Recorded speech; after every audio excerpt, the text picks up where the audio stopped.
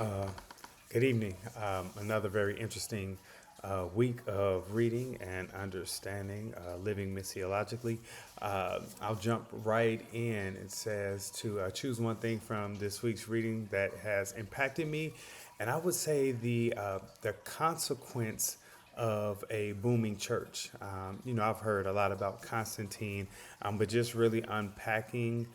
Um, how the church was persecuted, and once the persecution was kind of lifted, and Christianity became very popular, uh, one of the consequences of that was the teaching really slowed down, and the 2 years that they would spend, at least in the Catholic Church, the 2 years that they would spend to really be discipled was no longer feasible with the growth of the church. And so I'm just looking at the consequences of the growth of the church.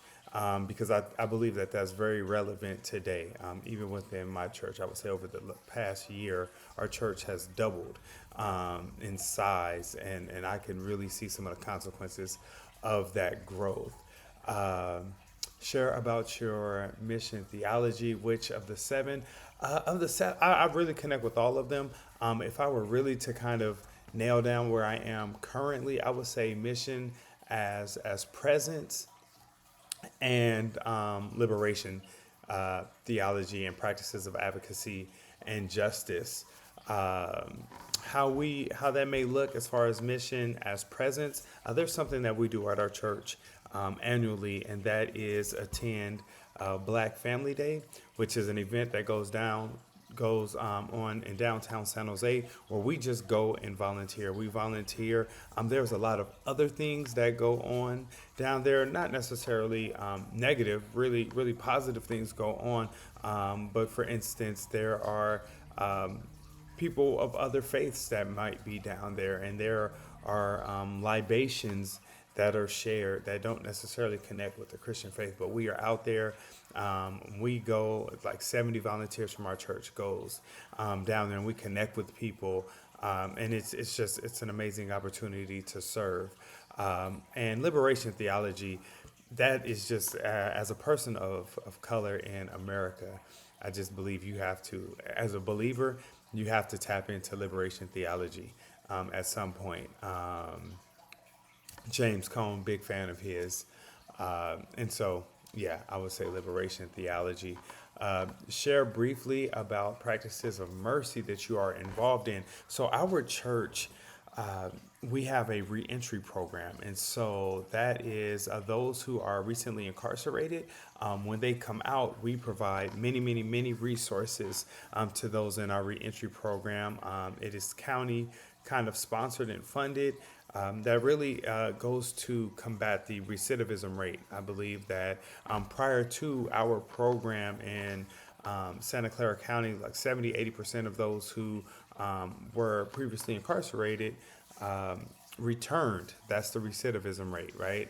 70 to 80%. Since we have been in existence, I want to say that number is down to 40 or 30% of those who come into our program um, go back into incarceration. Only 30%, where that was 80 to 70% prior to. So that's one way we really engage uh, in practices of mercy.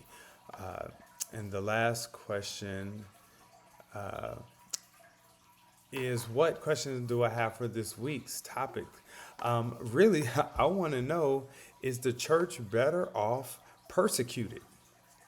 I know that sounds like a bad question, um, but there is a watering down, um, and it's like a free for all. Just put on the banter or the banner of Christianity, or just hide behind the shield of Christianity. When are you really a Christian? I know you claim to be a Christian, but are you really a Christian? I think it's just so easy to just say you're a Christian now, and that's because the persecution isn't there. Nobody, no one's fearful of being a Christian right now. And I just wonder if there was a little bit more persecution, would that kind of weed out some of the other stuff.